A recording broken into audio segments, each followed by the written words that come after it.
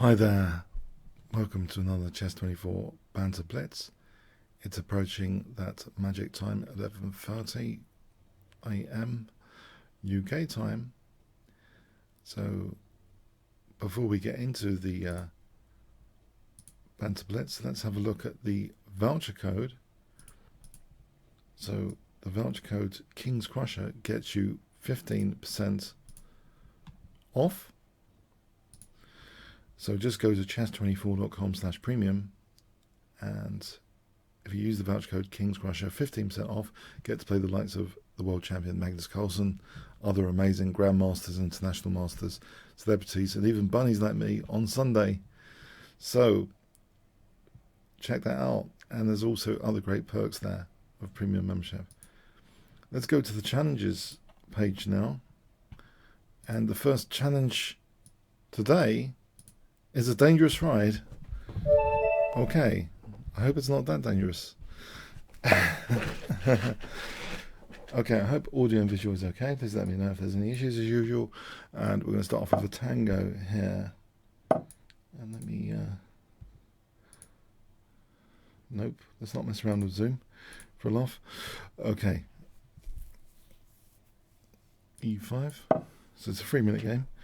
And I'm already fiddling around. Great. Wasting time.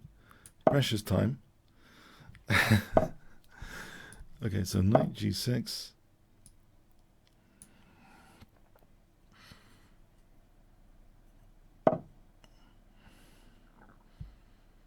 Okay, let's focus. Let's focus in on the board. Knight f6 hits the pawn on e4.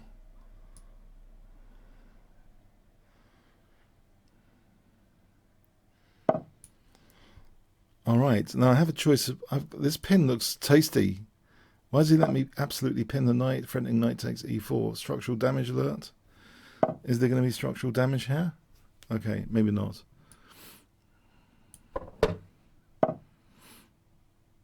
Knight takes an f5 spring to mind. With the idea of e4. I don't know if this is any good. Is it kind of liberational? Do I get anything from this?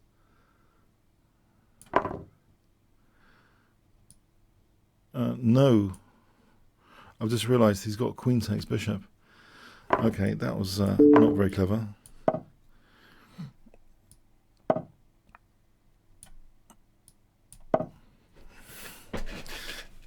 Okay, I'm just glad it's a kind of 3-minute game.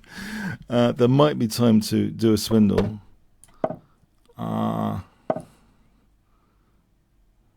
Okay, so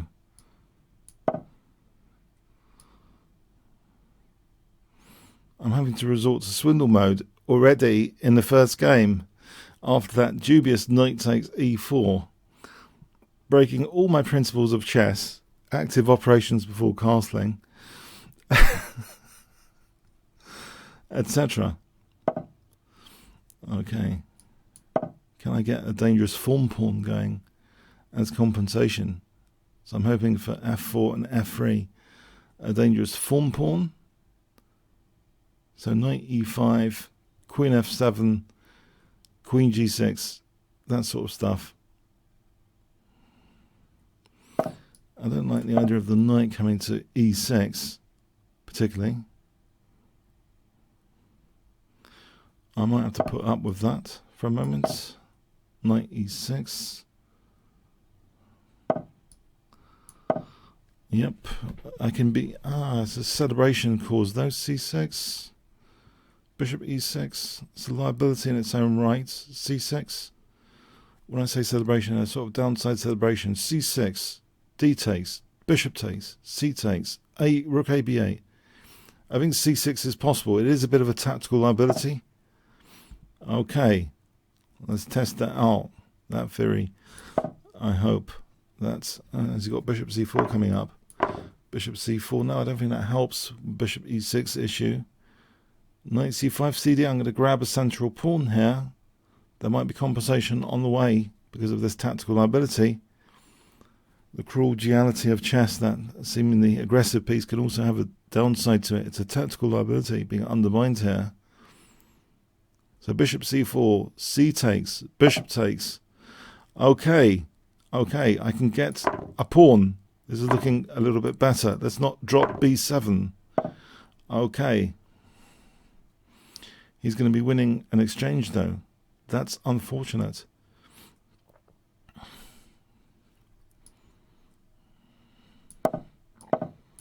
So I'm whole rook down. I'm a whole rook down. Oh well. Okay. Nevertheless, there's a lot of pawns here. There's still f4, f3 to look forward to.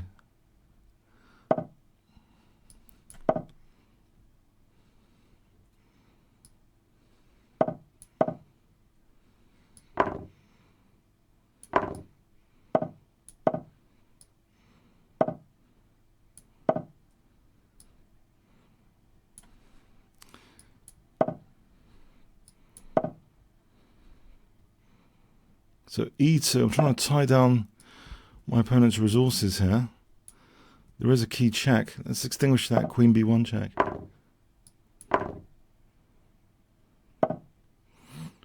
Okay, e2 is the disconnection.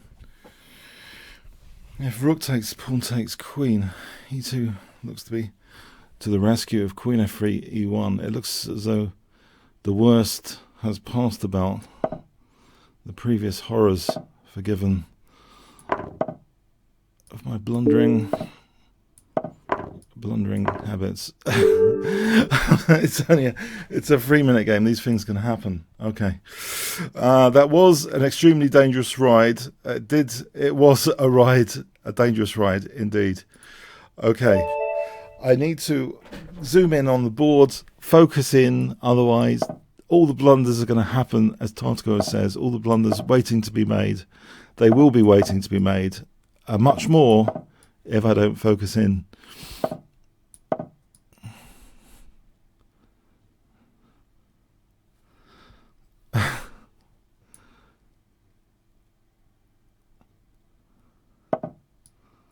So bishop a2, d3, castle and f5 standard plan is pretty dangerous, usually. So d3, queen e1, f5, queen h4, bishop g5, that sort of Grand Prix attack template plan, I'm hoping is very dangerous on blitz chess usually, in particular, quite often. Is he going to positionally massacre me, though, with this d4 square control? Can I take that d4 away?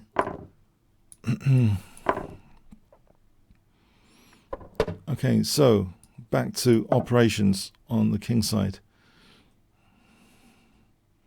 Maybe g4 and f5, because the g file could be opened up advantageously, a nice road to the king if I played g4. f5 seems less convincing to me. Okay, there's a downside of the diagonal I'm creating. How quickly would his bishop exploit this diagonal? If I'm getting in f5, I'm piercing through, maybe creating an absolute pin, maybe creating a road to the king. So f5 to me looks tempting here. It liberates the bishop positionally as well. Okay. Okay, so knight g5 here. We're looking at e6. We're looking at rook g1, queen h4, stuff like that. So bishop e3. There's also a positional move e5, breaking up the pawns. Bishop c5, potentially.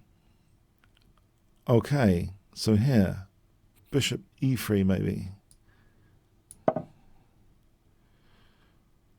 If I can just double the rooks, combine and win on g7, that g file, combine and win style tactics. Rook g1, rook g3, rook g1. I'm not sure e5 really does too much right now. Okay, I mean I win c5, but I think I prefer to start cutting escape squares of the king with rook g1, potentially. h6, queen h4 maybe. So rook g3, h6, there's also rook h3 maybe. This looks like a very, very dangerous position out of the Grand Prix attack. Was it Surtees or someone dominating the British chess circuit at one time with his use of the Grand Prix attack? So rook g3, and I'm going to be doubling combine and win, or batteries as they're known. officially, but I like the combine and win aspect. The battery is like the visual arrangement, you know, like arranging batteries in a cell. You've got a grid arrangement, but I'm more interested in what they're doing functionally than the visual arrangement. So I like the idea of just combining pieces and winning on key common squares. So that's the functional aspect. Okay, so e5, bishop takes c5. If he ever opens up again, there's bishop d4. It might actually have a tactical impact, this e5 move. Anytime that there's ef, there's bishop d4. So yeah, I think I'm tempted, very tempted now.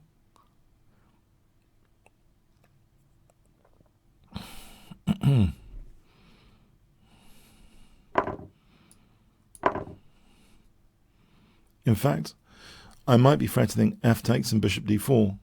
Oh dear, there's bishop c6. Oh there. I've just realized there's bishop c6.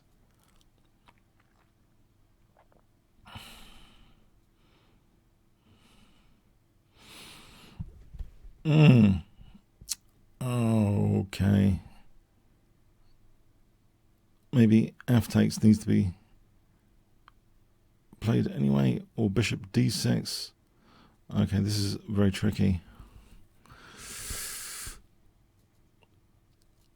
F takes offering in exchange. h3 doesn't look too much better. Knight h3, knight e6, bishop e7. It's not very tempting stuff. I'm in trouble.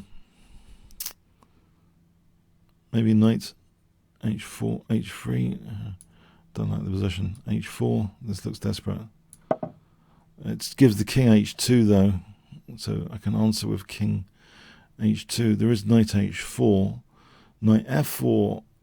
You know, maybe I can play queen takes and bishop d4. If e5, bishop e5, queen e5, knight f7 is mating. The way he's playing it though, that's okay. There's bishop d4 here, e5.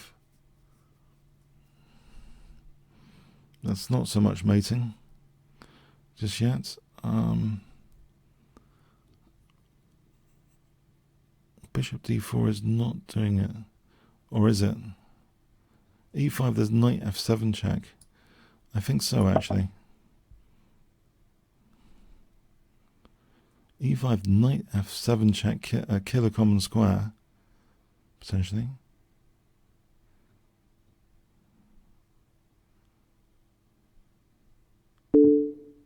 Okay, I don't want to run into a check here.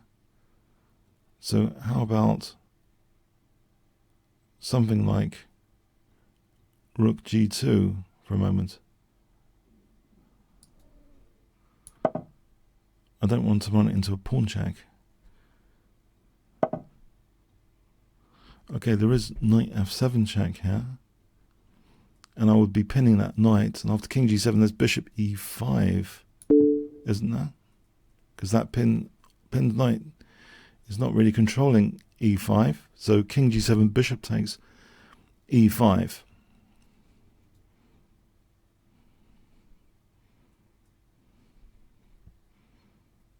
There has been a bit of a backfire to factor into all this stuff, this diagonal. King g7, bishop takes e5. Okay, he's giving up the queen. Should I just recapture or consider bishop e5? Knight e5? I don't think so. I think I should take that queen.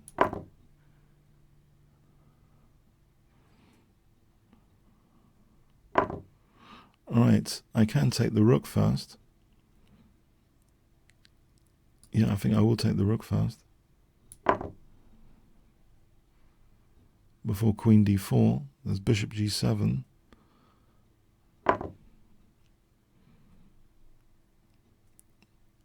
Or I can unpin here, maybe king h2. Maybe unpinning is better. Bishop g2, queen g2.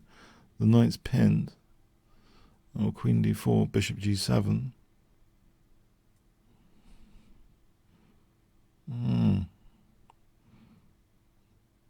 Yes.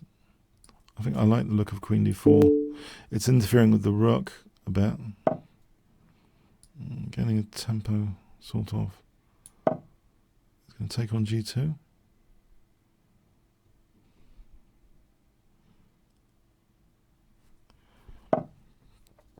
I think I should unpin at this point.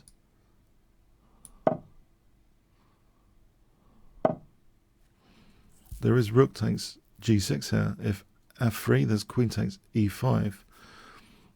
If bishop takes D6, there's rook takes G8 mating. Rook takes G6 seems to be an undermining tactic.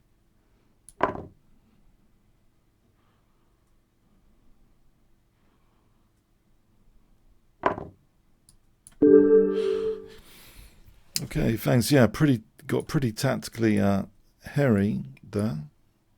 All right, Bogdan. Okay.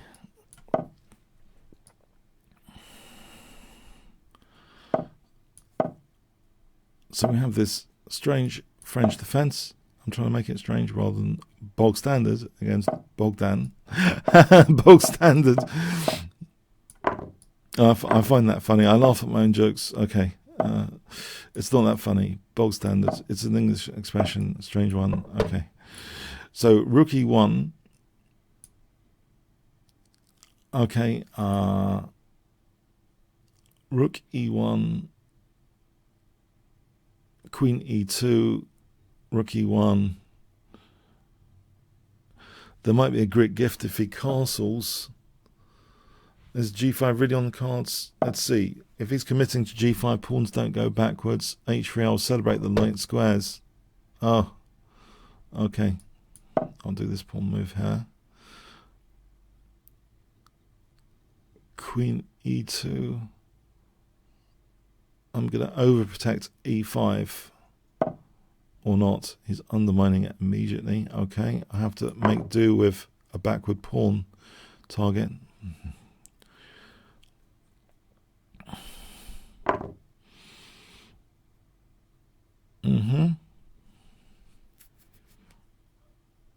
And if I use this, so I can keep the rook protecting f2.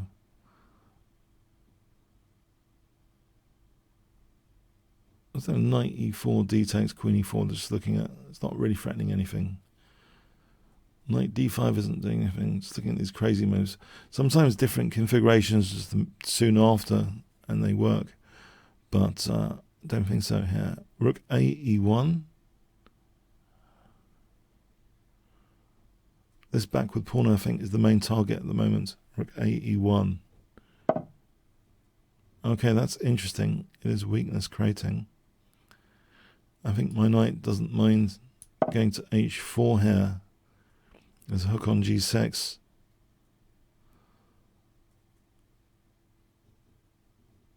In fact, this has made knight e4, as previously mentioned, a possibility because it's threatening queen h7 checkmate now, because the queen is not just checking, it's covering the f7 escape square because that pawn has lifted the cover around the king a little bit. Knight e4 takes queen e4 is crazy. If there was a target on the other side like an a8 rook, it would be something to consider.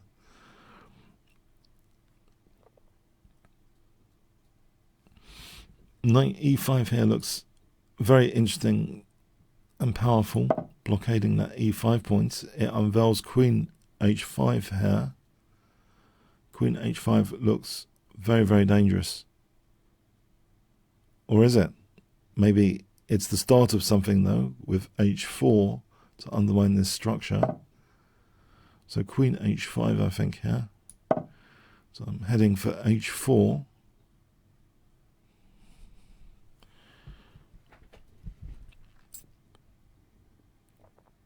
If hg, queen h7, if, okay, h4, yeah. Trying to dismantle the pawn chain.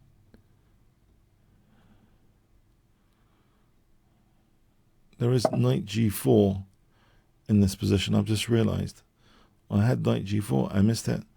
There is knight g4 here. It seems precarious how black holds on to h6, knight f6, knight h6, queen g5 after.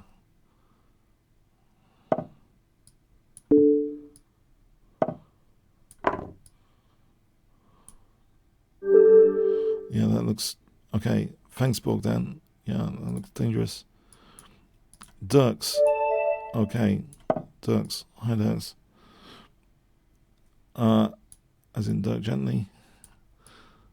Those are the detective agency. Okay, so knight c3, e4. It's a good view on Netflix. Dirk Gently is on Netflix. I checked it out. If you like Hitchhiker's Guide to the Galaxy, you might like that. So anyway, is there a game here? 5 seconds. 1, 2, 3, 4, 5. I might have to abort. Okay. Okay, so I'm playing my Dunst opening. As I prefer to call it, the reverse tango, but I love transpositioning into Grand Prix attack territory, which maybe it wasn't their first thought usually, to go on the black side of a Grand Prix attack. Okay, there's a ready-made recipe here. Queen e1, Queen h4, f5, bishop g5. Okay, I will take with, interesting, trying to get the queens off. Naughty, I'm not accepting that. I'll accept a little bit of structural damage. Mind you, bishop a6. Am I being silly here? Bishop a6, there might be knight f2, but it's looking a little bit on the passive side of things. Maybe bishop c4 to sort of unpin this. And we're back to b5, bishop a2, b4, bishop c4. Okay, let's unpin. What am I getting from the opening though? Not much. Not much at the moment. Only a clock advantage. In the 3-minute game though, that's important. Okay, let's see. Knight e4, trying to provoke weaknesses. Or knight g5. Let's try and provoke some weaknesses at some point. Maybe not now. b4 seems, yeah. Okay, that seems annoying. Let's just get rid of that. I think I can afford that because of these double pawns.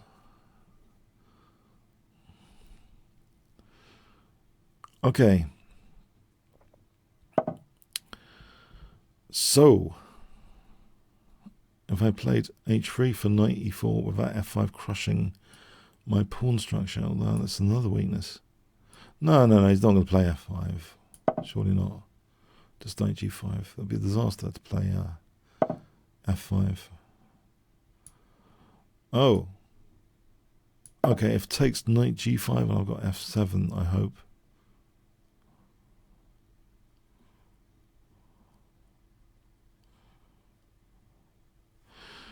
Fascinating. I've got a disconnection tactic, potentially knight d4. He's got bishop d4. Maybe knight e5 here is good.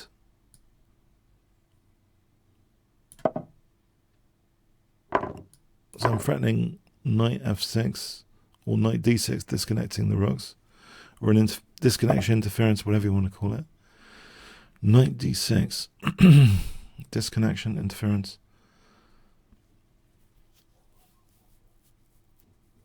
Is it worth it? It might be worth it. If rook h3, there's rook f7. Interference tactic.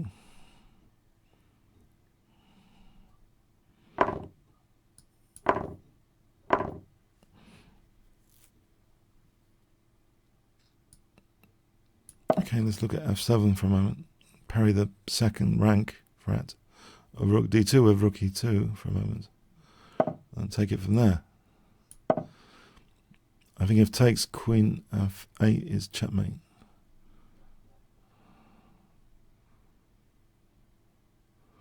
There's a backward pawn target. If I double the rooks, e5, Maybe queen g2. I think these pawns are leaving weaknesses behind, even if they come forward here. Okay, so they're going to come forward or not? Okay, can I try and open up a line? If I played queen e3, just to try and simplify, with queen e5 coming up. Alright, so queen e5, this should be a nice endgame in theory, but I've had a lot of trouble in the past being the exchange up, so I wouldn't count on it. I can undouble my pawns. Okay, so c5. Okay, I've got a 2-to-1 pawn majority. That looks nice. Okay, nice 2-to-0 pawn majority. Okay. Protect these guys.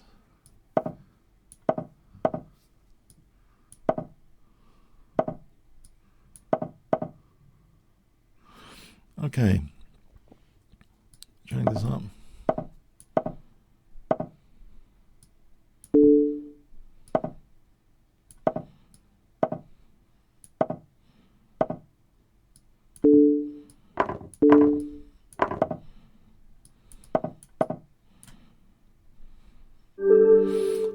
Alright, thanks, Alan. Yeah, interference tactics, yeah, it's they interfere. Okay, oops. Alright.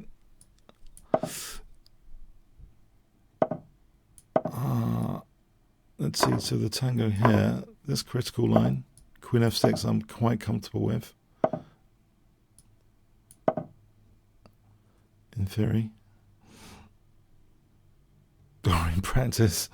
There is the Miles line, anti-Miles line, bishop e4 check, but a French grandmaster has used queen f6, even though, okay, it takes away a square from the knight.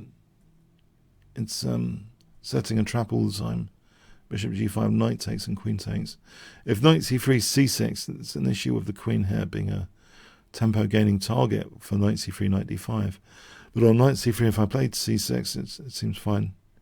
If he plays knight e5, I'm tempted to heal my structure without leaving a backward d6 pawn. I mean, I want to take d takes e5. So knight c3, consideration, key consideration, c6, stop knight d5. And another one here, d takes, I think, not have a pawn target.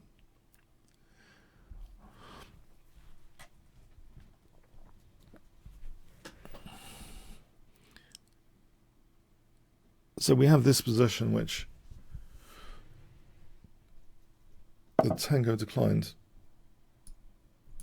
Stop the use of bishop g5. This queen is a tempo gaining target.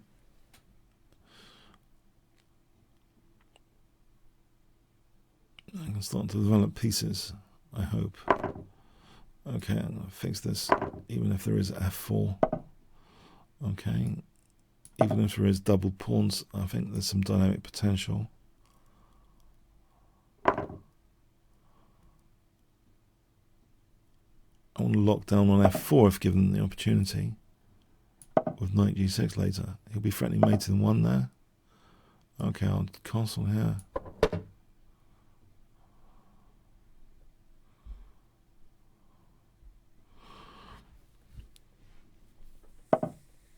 Alright, so b5. Take away a c4 square.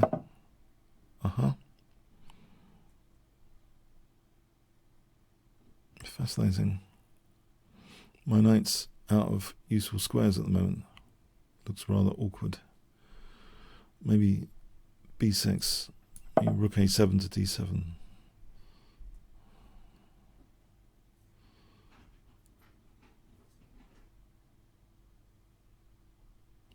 Potential downsides of white's position, abstractly, I think d4, rook a7, d7, d4. Not anything too concrete. There's queen d6 as well to factor in.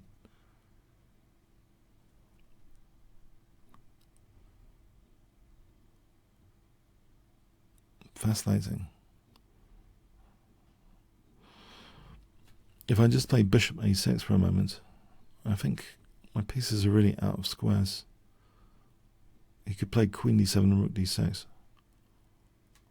Alright, let's just do this very awkward looking move, but maybe b4 is useful at some point. I just need to somehow develop the pieces into better squares. This knight is stuck.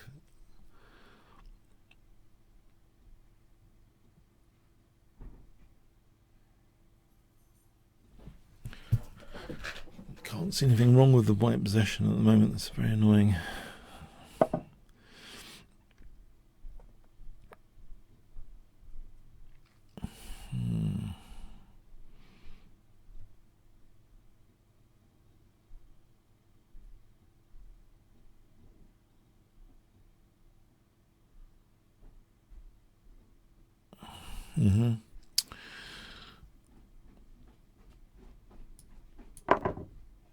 I could play f6 and hopefully bishop c8.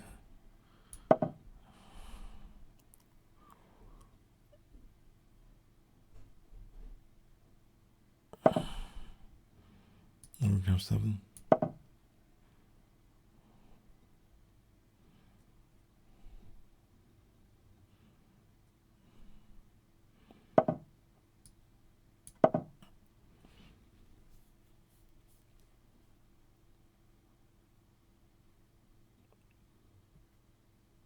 Now rook a7, knight c8.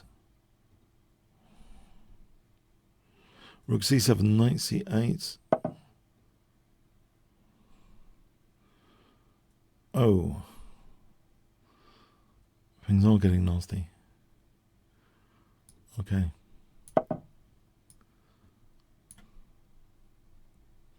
It's official.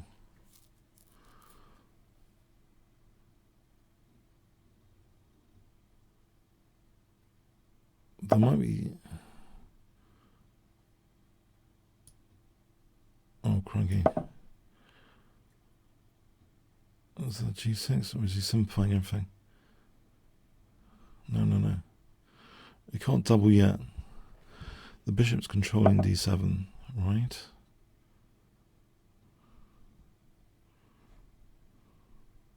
If I unpin for g6 later. Oh, anyway, there was rook c6, yeah. Okay, but there's also knight. Okay. No. Nope. This looks rather awkward, to say the least, given that there's rook c6. I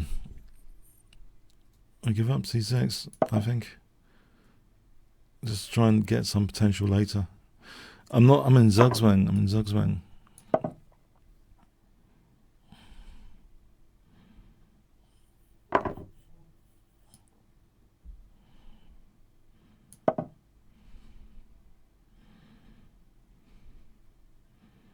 There's a breath of air for a moment.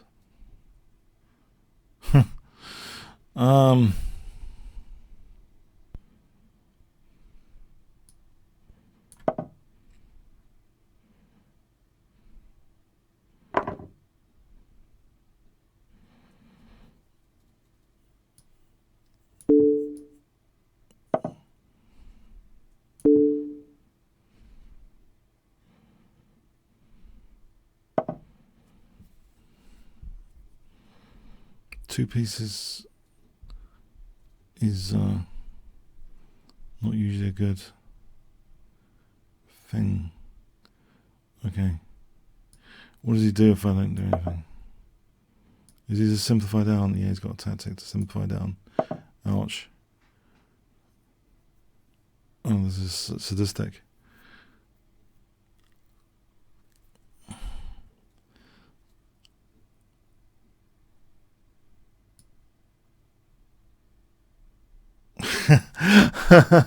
Oh. Tactic, bishop g4, rook c8. Cheapo. Nope, no cheapo. Is there knight takes f5? I thought you could just simplify down anyway. He had a simplifying move. Okay.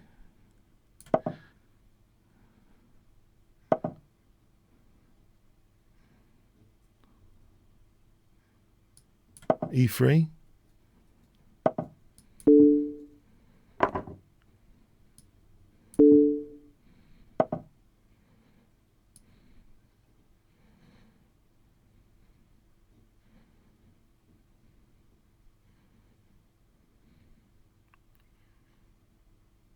Crikey. I can't do anything. I cannot do anything apart from try and win on time, I'm afraid.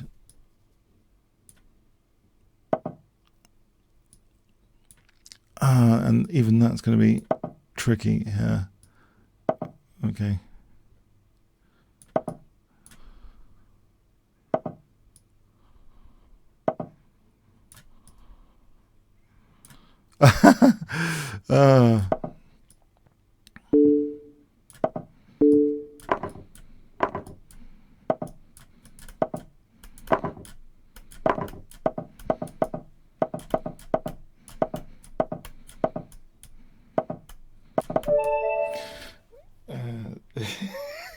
Well played. I was really done over there positionally. I just had zero counterplay, it seemed, out of the opening.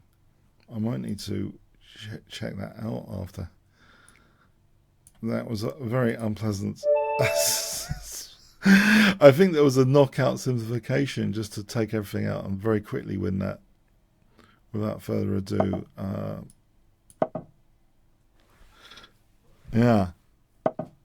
I just only saving some rated points. Terrible game from my but brilliant game from the opponent point of view. I don't think I was given much counterplay. In all honesty, I don't think I could have. Yeah, I need to. That looks like that is one of the scarier lines. Oh, I shouldn't say this. That is one of the scary lines of my research of that opening. That instead of falling in with the tango, just to play d takes e5. It's one of the more annoying lines.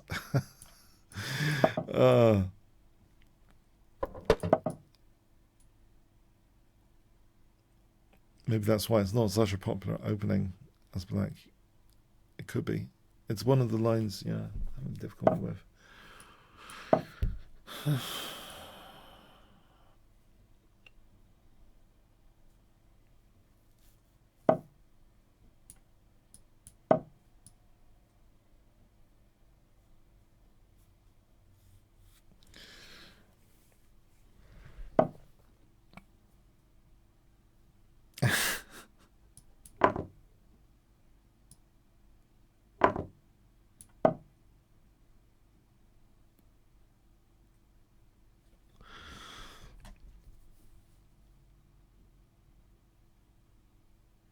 Okay, so if I take, or is there anything better? This looks like a phonetic pawn break. Can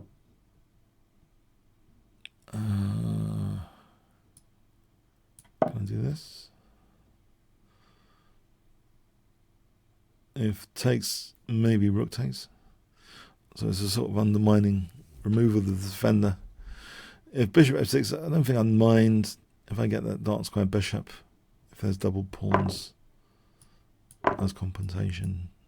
I've got bishop d4, queen h4, rook e5, that sort of thing, maybe. There seems to be a lot of dynamic compensation. In fact, bishop c3 for rook e2 needs to be factored in.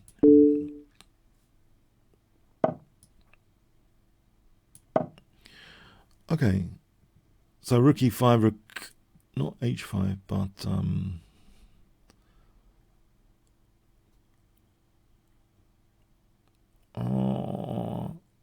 rook e3 is also interesting. Rook e3, bishop f5, rook h3. That sort of stuff is getting interesting. Or just simply bishop e5 here. No. Threatening killer common square. h2. Without any defensive knight on f3. These soft spots are softer. h3. Bishop h3 looks like annihilation or demolition of the defense. By the way, sorry, if you wonder why I'm using a lot more tactical words than usual, I might be working on a tactics course. You might have wondered, why am I using all these tactical concept words? Yeah, I've been investigating them recently. In fact, just earlier in the morning, at about 8 in the morning, I was investigating a Capablanca game for for Zwischenzug. I was investigating a Capablanca game earlier. This amazing Zwischenzug game, they didn't have the terminology. Even 100 years later, they still didn't have the terminology for Zwischenzug. It's fascinating. It's Tartago against Capablanca. Tartago just played bishop takes b8, and instead of the recapture of a queen a4, Capablanca played something else as Zwischenzug move, knight e5, knight d5 for any. Anyway, there's another story. Bishop g2 here, bishop g2, queen h2, queen g. Isn't this mating, bishop g2? It does look like demolition of the defense. I mean, shouldn't this work? I mean, even in principle, shouldn't it work? If I don't calculate it, shouldn't it work just in principle? I mean, the king's coming up the board. This is not a good sign usually, statistically, right? Okay, so bishop d4. Is this discovered check and checkmate or not? Is there some escape squares I'm missing? Okay, no, it's checkmate. Okay, thanks. Yeah, so yeah, I'm investigating all the tactical terms. So if there's any tactical terms you want to know about, please let me know. Okay. I may be able to answer any tactical terms you want to ask about. I've probably researched recently. Okay, or mating patterns even. I'm starting to look at mating patterns. Yes. So h3, knight ge2. There are a huge variety of mating patterns if you're not aware of.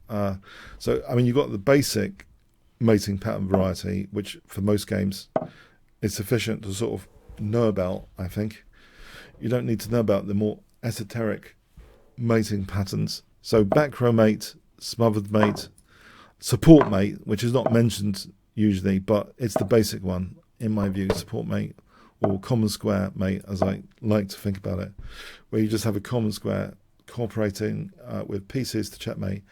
But yeah, the esoteric mating patterns. Oh, h4 is dangerous. Am I getting...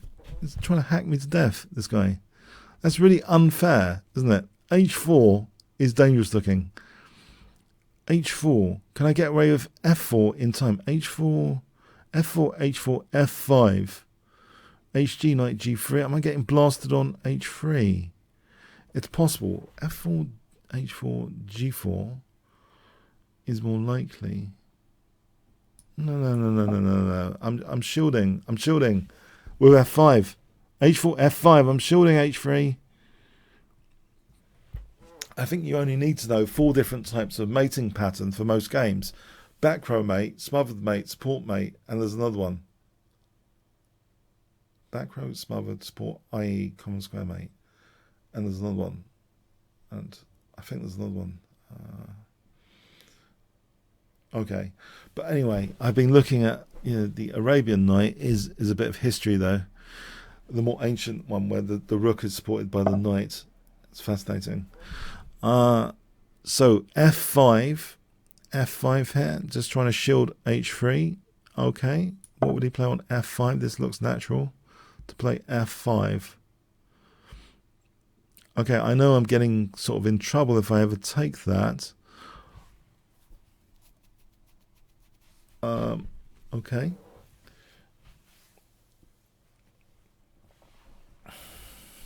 This seems a very violent, direct attacking style my opponent is using. I am the Kingscrusher. I do not want my king crushed. I crush the kings, not the other way around. So here, I mean, I hope, that's the case in general. So c3. It is uncomfortable. Can I just control d4 for a moment before something really nasty happens, like knight d4.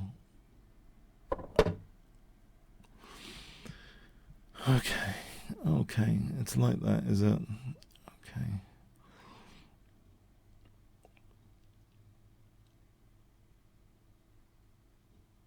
b4, is black's attack continuing? What about bishop f3, just offering peace here with these bishops and unpinning? Mind you, I've just weakened my control of the d5 square by doing this. So he's got d5. That is a bit of a concession, to say the least.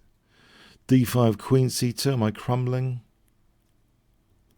Bishop f3, rook f3, d5, queen c2, d takes, damage report. He's got queen d1 there. Queen d1 threatens something. Oh, not bishop g1 yet, not queen g1. b3 for bishop b2 to evict the queen. I like king g2 for rook f1 to evict this queen. Oh, I'll have to take.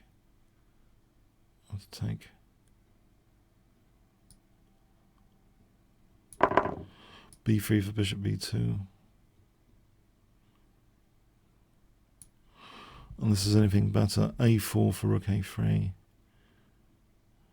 King g2 for rook f1. Maybe king g2 for rook f1 seems a bit better. Keeps the rook out of f1. No, I don't know if that's a bit slow. Oh, I'll try it. It might be a bit slow. I might have just allowed, okay, something, mind you, okay.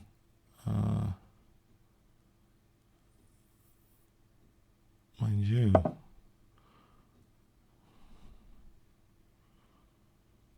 Rook e1 looks dangerous. Oh no.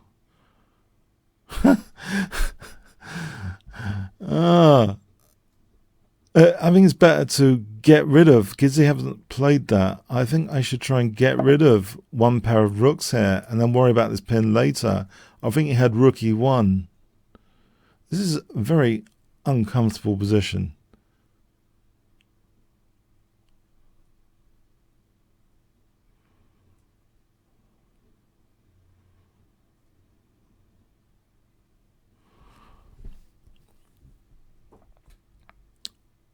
I hate to speak it, but yeah. Okay, he's played it. He's at least got a perpetual here, right? Or worse, there's rook f2 happening. So I've essentially lost that piece. There's no knight g1. I've essentially lost the piece here. Oh! So I just want to lose the piece in the least painful way possible. Maybe that's knight f4 to try and get a pawn. There's bishop e3 after. So in fact, I should just try and... No, it looks absolutely diabolical.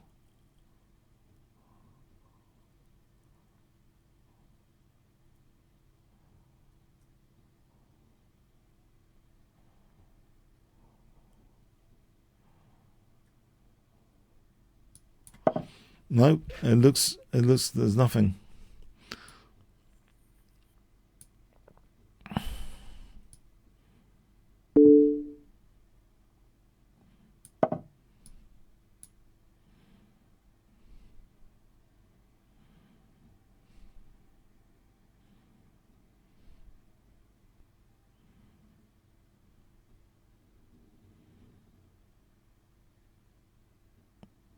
b3 for bishop b2.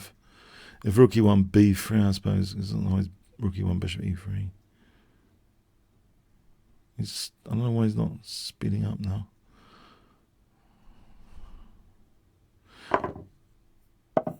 Alright, I have to play this for bishop b2. F bishop e3, bishop b2.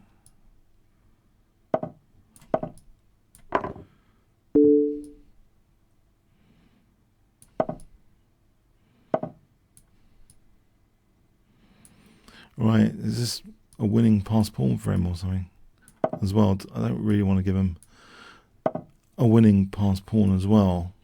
I mean, I think I've given him enough favours in this game already. Okay.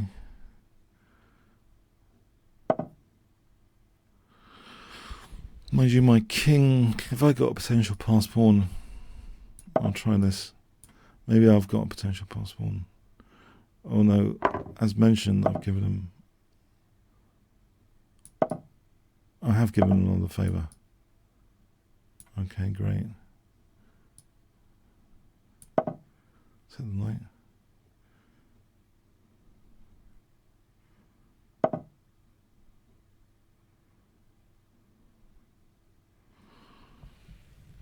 Oh, I can't stop that. I can only hope to win on time. Or not even that.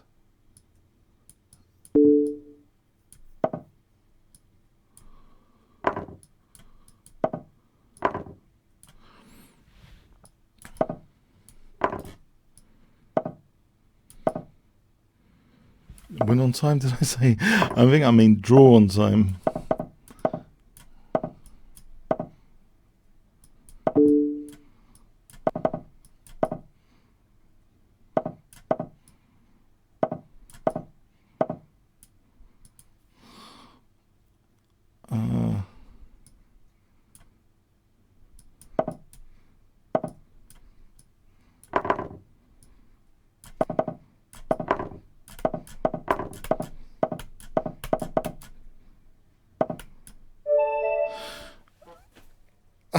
Sorry, I'm so naughty. That was horrible.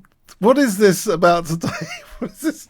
No counterplay games. I got no counterplay out of the opening. What's going on here? I need to check this out. I find this intriguing.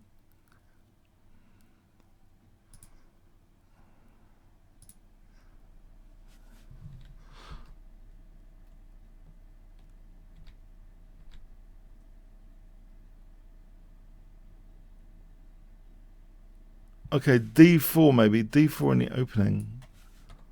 Here.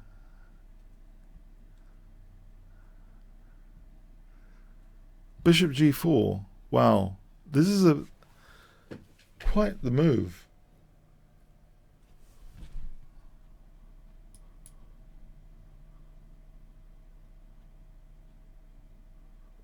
It's quite the move, Bishop G4.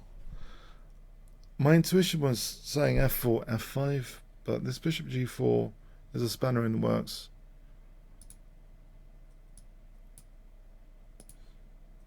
Well played.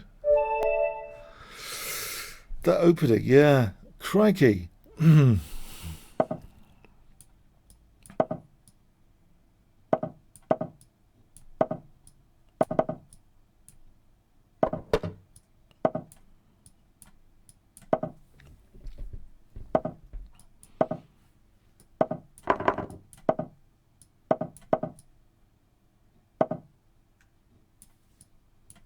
Okay, this looks like a comfortable Benoni style position. Benoni, one of the favourites of Mikhail Tal, peak popularity in 1960, when Tal became world chess champion. I think Benoni was at the peak of popularity because of him as the world champion exponent. So these Benoni transpositions, they're interesting. So, okay, A6, B5, there's the classic queenside pawn majority here. Maybe I can play for this. Okay, I'm weakening C6 a little.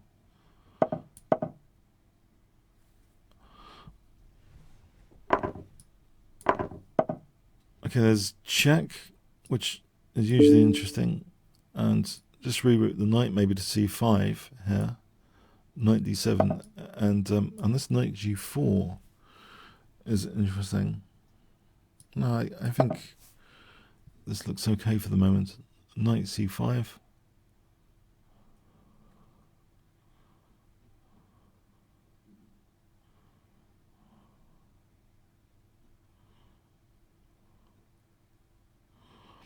then maybe the pressure on e4 can be accentuated with b4 and knight takes e4. So knight c5, b4, followed by knight takes e4.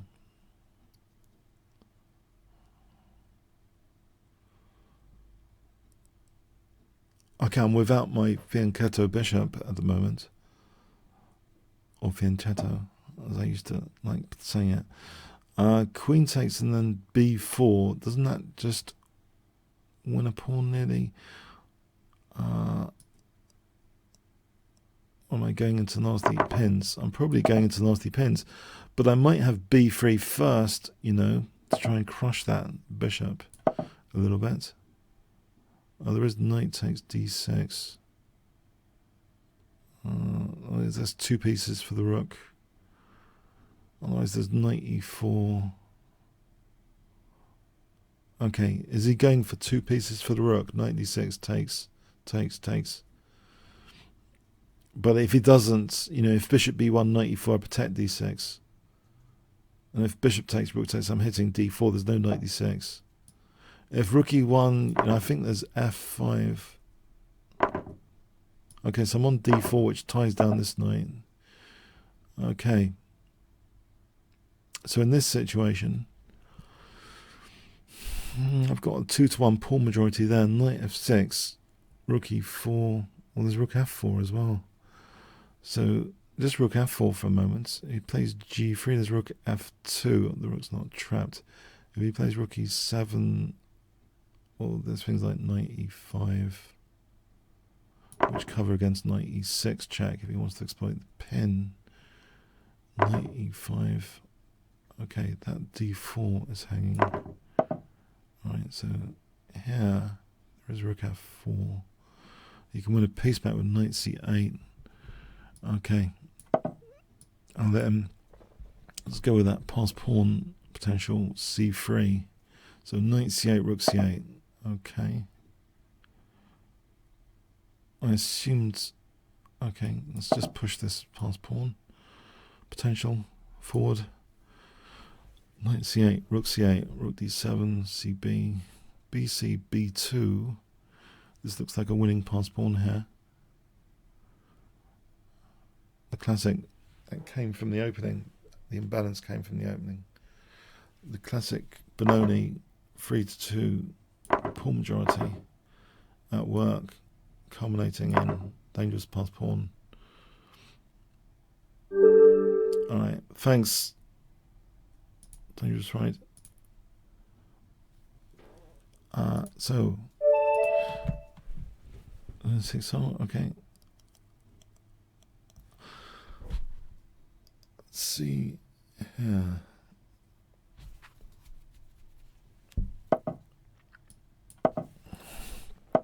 Try Mexican defense. Oh, it's been suppressed. Okay, Nimza Indian transposition. Okay. I think I will take here and then e5, threatening e4. Okay, I'll stop the pin and try and have a blockade strategy in place on queen e7.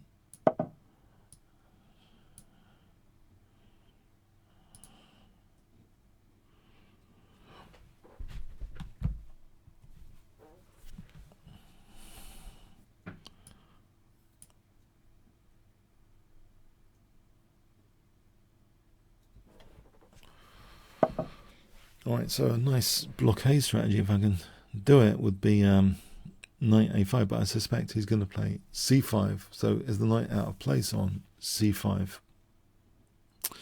Maybe it's more flexible here to play knight b8.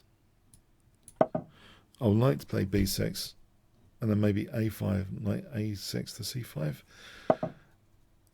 Okay, I thought he would use c5. This suppression of the double pawns is interesting. If I have d6 vacated, there's knight e8 to d6 with pressure on e4, which means f5 later is more effective. So knight a5 to c5, welcoming this for knight e8 to d6. This looks like good stuff, basically. If he tolerates the knight on c5, well, okay. Let's see. A nice blockading knight on d6.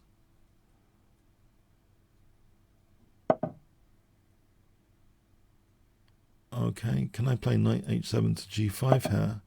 Still play for f5 anyway, given I've got the pressure on e4. Okay. It looks as though this is nice, queen e8 to g6. I like this maneuver in general. It reminds me of one of the Fischer-Spassky games, where he played his queen to g6, putting pressure on the center. Okay, I think I can do this. Knight takes take. You can take the things off. Maybe I should take on d3 for knight f6. It looks like a nice pin. If I play king h8, there's no check if he wants to unpin. So knight f6 without this being check. Pressure on e4 looks unpleasant here. I can win a pawn. Okay, I think I will win a pawn because it's en route to c4.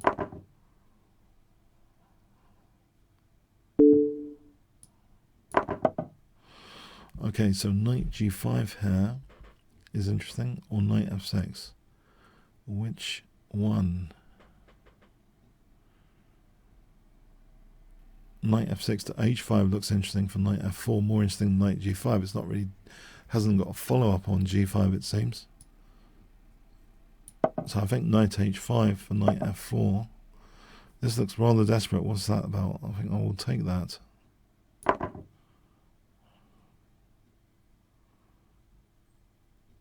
So I really want to play, well, now I'm threatening knight d5. I suppose, you know, c4. Well, that fractures his pawns. Okay, so f3 is, there's knight f4. This looks like a very bad endgame scenario. a4 is now weak. Past a pawn will be a winning asset here. King coming to the center if needed. So king f6, king f5, etc. Improve the position. Rook a2, drag the pawn down. This is my asset here, this outside passed pawn. So a4, a3.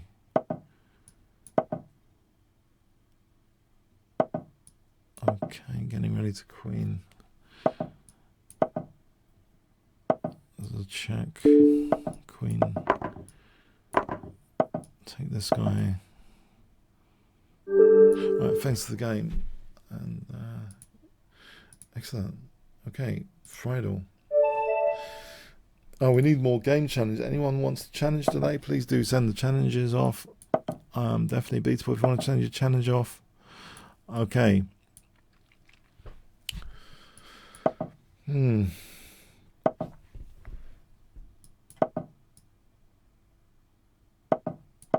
Okay, so bishop g7, if I castle, knight e8. This looks like a King's Indian style position. And the usual pawn break I might want to be interested in is a6 and b5. So rook b8 and b5. And still playing for b5.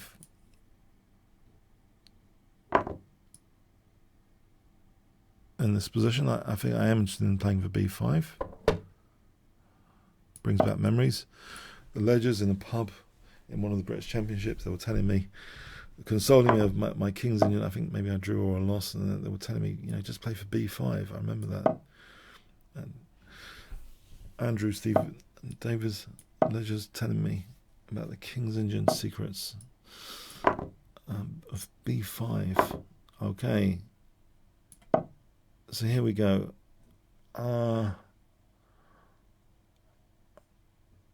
But has it really helped my position here? b5.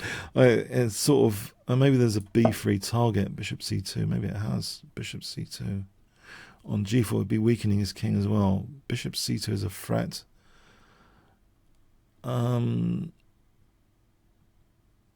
Bishop c2. Bishop c2. Okay, let's... No, that's pointless to suppress that. There's knight g3. e6, is that mostly pointless? There's g4 again. Mind you, in time I play e takes, he gets a form pawn potentially. Oh, okay, it's nasty stuff. I don't know. No idea. Okay, what do I do here? Crikey. I'll go with something. Allow knight g3. It's annoying. Let's try and suppress g4. It's a concession. Okay, so e6, maybe. e6. Keeping my king safe-ish. Or not. Knight takes f5. Okay, ed, knight d6.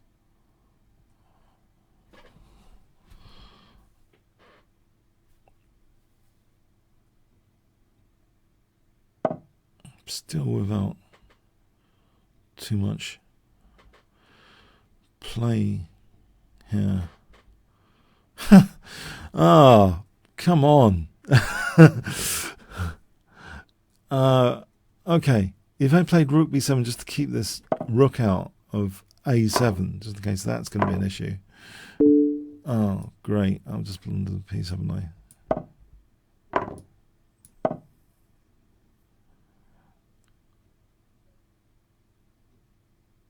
Or rather, he's won a piece. He won a piece resourcefully, really.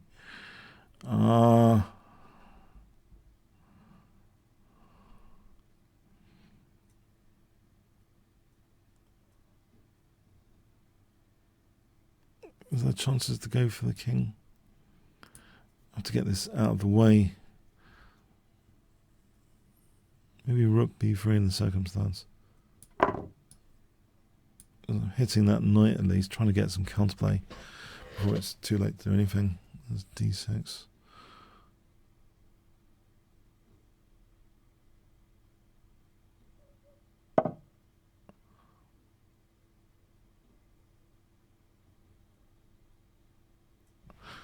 This looks really crushing. I think I'm doomed here.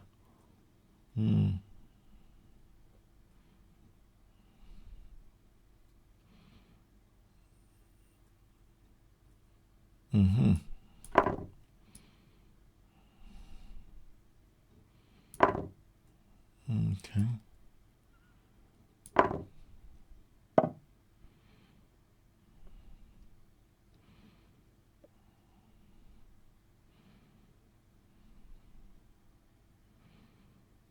There's king h6 if needed. So is there queen b4 then? Oh, I'm getting mated over there. Is there rook e7?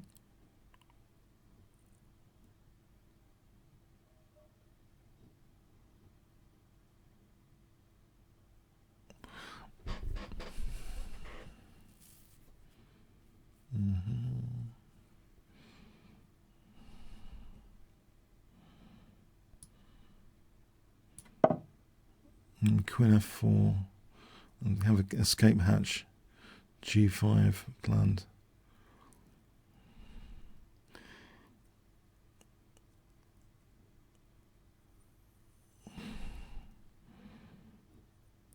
So rook a8, this is crazy. Queen f4. Queen g8, king h6 with the idea of king g5. Rook h8, king g5. This is unpleasant. But there is one or two checks on the horizon.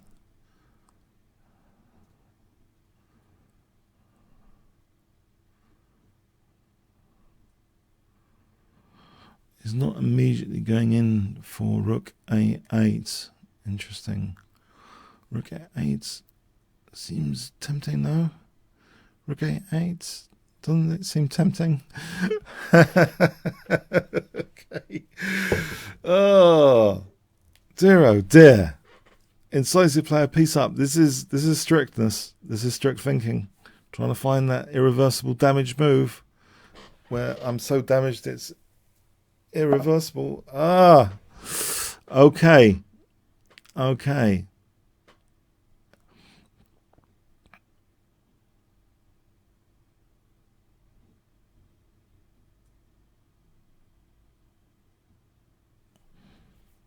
So Rook A8 is on the cards with Queen J8 with a vengeance. So if I want to stay on the board, I've got to fend against Rook A8 here.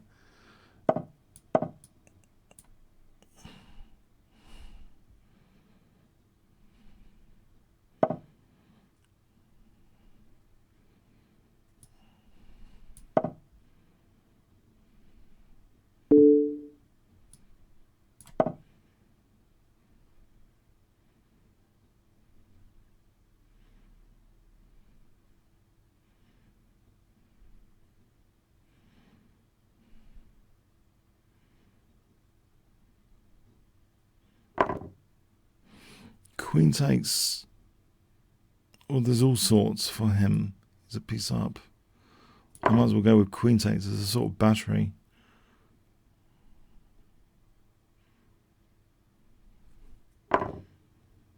Uh-huh.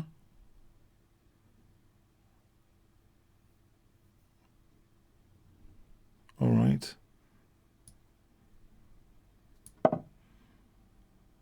G5 maybe to pierce open dark squares is something to consider.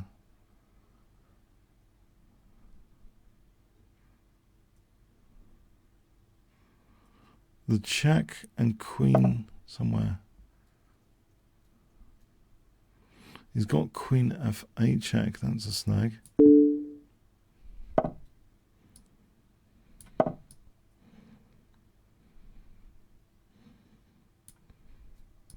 Me FG.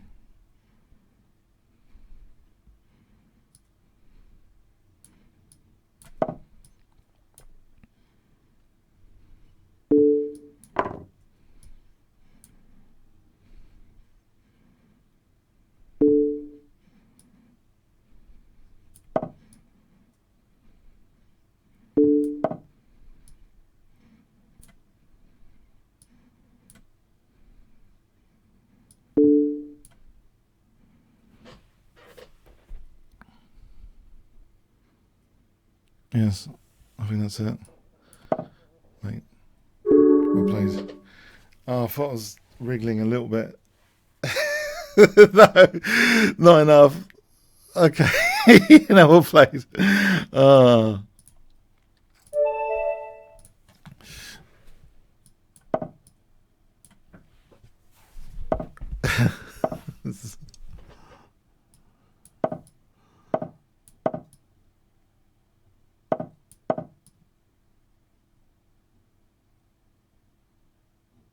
That was impressive, actually.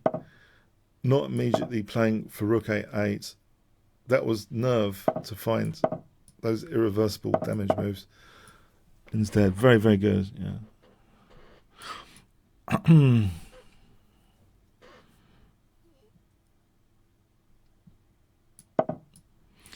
Okay, so Bishop D2, Queen C1.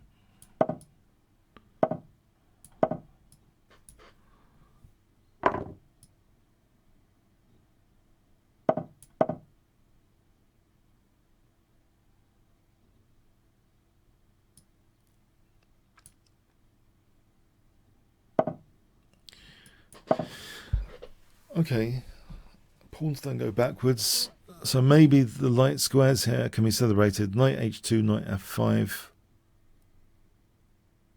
that sort of thing. I have played this before, this kind of Knight H2 business. Trying to get control of G4 if this happens. Knight H2, Knight F5.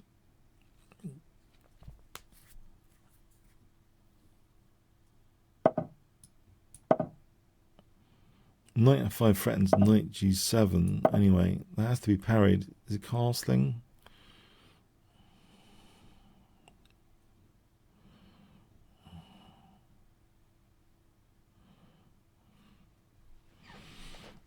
castling, or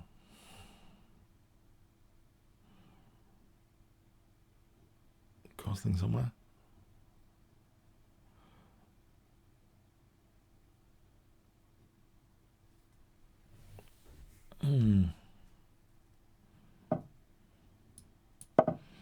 So knight g4 coming up, or maybe g4 just to try and reroute around this e4 square. If I can reroute around the e4 square, like that. Mind you, he's got e4 coming up. I might need to play f3. Okay. Then knight f1 to g3 to e4.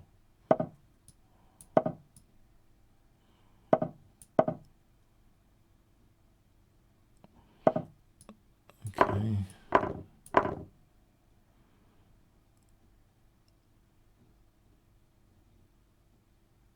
I'm hoping this isn't a destructive attack. Oh, it's pretty aggressive.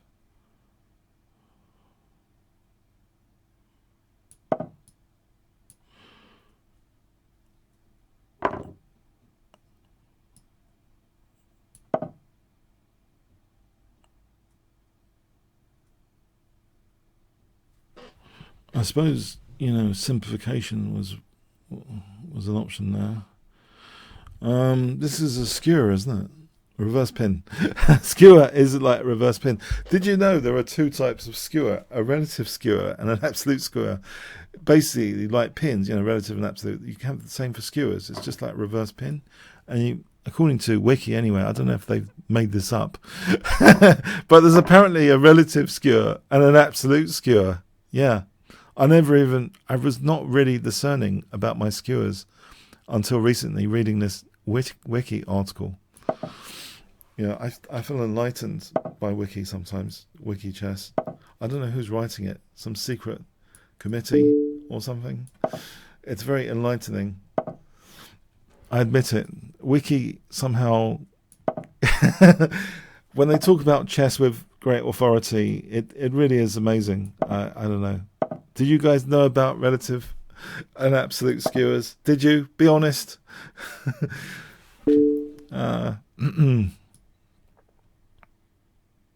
Okay. King g2. Queen e3. Let's simplify. Or not. Let's not simplify. What I like to do is a queen c7 and rook e8 tactic to finish this game off. But there's always these pesky checks all the time. I'm not going to get that tactic in, am I?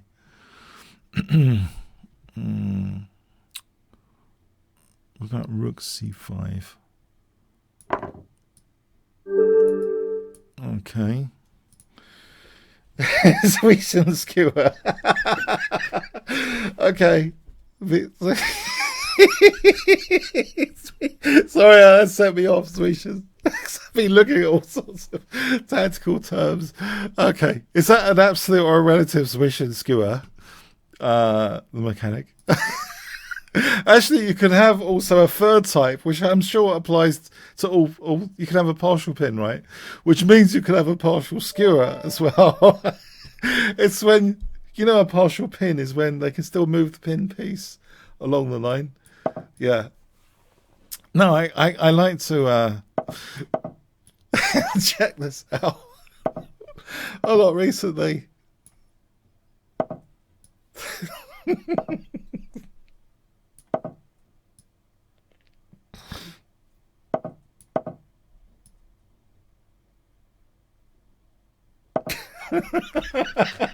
Sorry.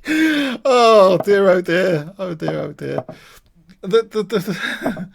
I don't know. Instead of saying species, I think I prefer to say sometimes, you know, intermediate move or intermediary move.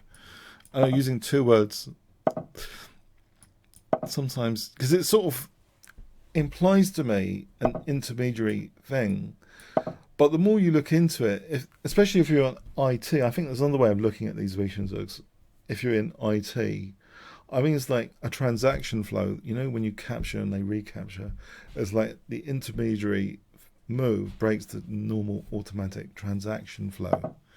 I think I was trying to sort of internalize it a bit actually earlier, because I've been looking at these tactical terms. So when you do an intermediary move, it's like the normal routine transaction flow, which we're accustomed to, of recapturing pieces is interrupted. And if you look at it, a lot of those times when that can be done, where you don't need to recapture, the opponent's usually got downside issues, like, loose king. Maybe you can, like in this Capablanca example, you can threaten to fork their king and queen instead of recapturing, so breaking that normal transactional flow. A lot of these terms, I've been investigating them recently, and actually one of the more enlightening ones was the clearance. I thought, clearance? What exactly is clearance? And it's simple, really. You're just clearing a piece out of the way. One of your own pieces might be obstructing another piece. So you want a queen to go to h5, you've got a knight on f3, just stick it on d4 so you can play queen h5. So you're just clearing pieces out of the way. I think a lot of them are,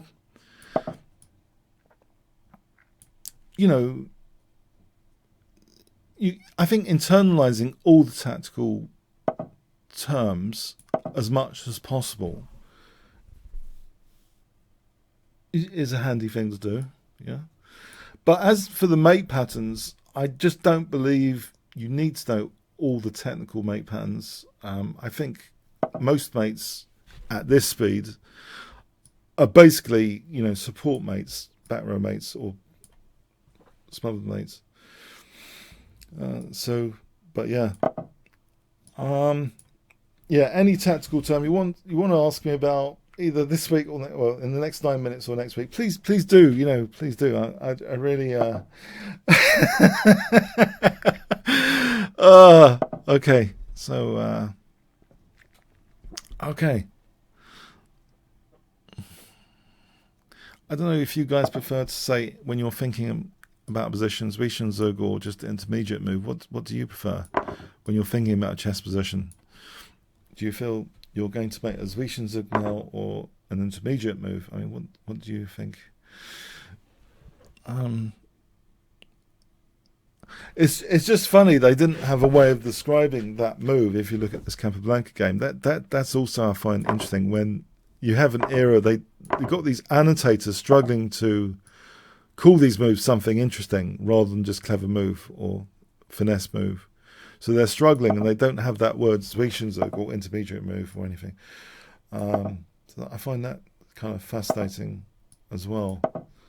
So knight f7 check is threatened. Oh wait, mate threat is threatened. Mate, it's not a laughing matter to be threatened with mate. It's not funny at all. It's not amusing. I'm going to emphatically defend g2 now, just in case. I have to defend g2, just in case in the last 16 seconds I get mated. That would be so embarrassing. Just emphatic defense of g2 here. That's hanging. That's a hanging piece. Do you know the difference between a hanging piece and an unprotected piece? A hanging piece you can take straight away. An unprotected piece is just more like a status. It's not protected by anything. So yeah, I'm getting into the distinctions very, very carefully recently.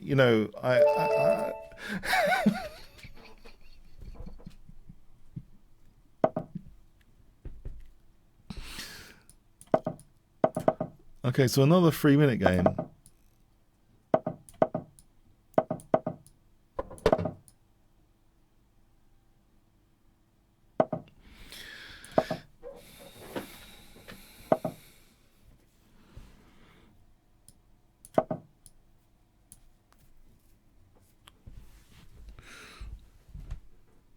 This is a little bit hemmed in, this bishop, isn't it? It's a little bit passive. I hope. Okay, that's the one I didn't really... I was a bit cautious about that happening. Okay. Maybe knight f7. Okay, I got backwards c7, pawn liability. Okay, I understand. c7 could be the subject of torture. Okay. And it is immediately the subject of torture, as predicted. Okay. Anyway. Strategic bishop exchange. Weakening the dark squares. Maybe bishop g4 coming up. Well, there's always knight d3. Okay, there's knight d3 if he creates a weakness of the last move. Knight d3. Mind you, g4. Okay, weakness of the last move.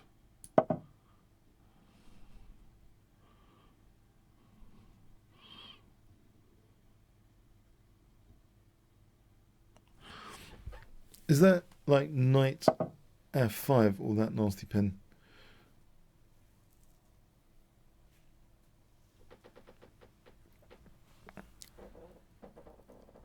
And if I just protect that, as the things get worse. I hope not. Oh no. What am I doing? What am I doing? Is that, for example, knight f5? Okay, he has interrupted d7 and pins that. So in fact there's a tactical backfire with g6. Chess is 99% tactics, isn't it? There's tactics everywhere. Okay, so there's knight takes and then g6. There's no knight h6. Okay, so which rook is better to take here? E1 or c1? Yes, an interesting one. Yeah, I think e1, because then he hasn't got the battery available for battering down my 7th rank. E1. I go for e1. Now this g6, try and exploit the pin, relative pin. Not an absolute pin, a relative pin. It's all relative. Okay, oh, there's another pin here. Okay. And there's bishop e6, there's king h8. Okay. He's in the game still. He's in the game. He's in the game. He's controlling c8. The exchange down, it doesn't matter. Oh dear. Doesn't matter these exchange down.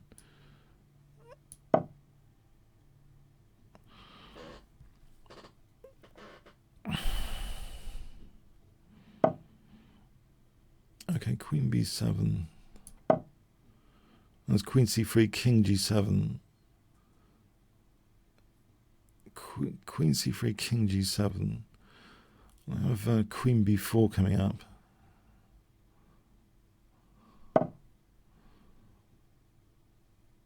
Okay. Queen b6, there's... or queen b4. This looks unpleasant in some respects, this rook c7 business. Yes. That covers c7 anyway. If queen c3, king g7, but at least he won't have queen rook c7 coming up, which is the scary thing as far as I'm concerned, this rook c7. Try and reduce the number of scary things going on. Maybe rook b7.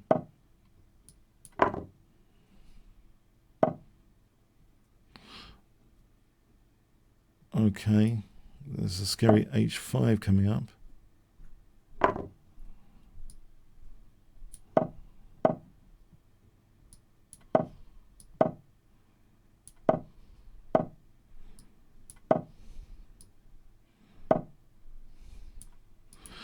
Okay. Queen h5. Killer common square. It's not a fancy mate, but it's just a killer common square. You see, a lot of these mating patterns, you just have to say killer common square instead of that list of 30 different mate patterns. I'm not going to go through a list of 30 different mate patterns during a game. Does this look like Arabian mates? No, no. Okay, anyway, so... okay, I think that's it. Yeah, check out the discount codes. The discount code, Kingscrusher, voucher code, or discount code, synonyms, synonym, voucher, discount, Kingscrusher. No, it's the voucher code is Kingscrusher. Chess24.com/premium, 15% off. Check that out. Thanks for the games. I had Could have been more than about 4 losses. Could have been this week. I know I'm mean to you guys. I don't resign. Sorry about that. But you got to. I'm training you to finish me off quickly. Yeah, it's good training for Blitz. Yeah, because this isn't increment Blitz. So I'm training you guys. You got to be ruthless, quick and ruthless. Yeah. Okay. Thanks very much.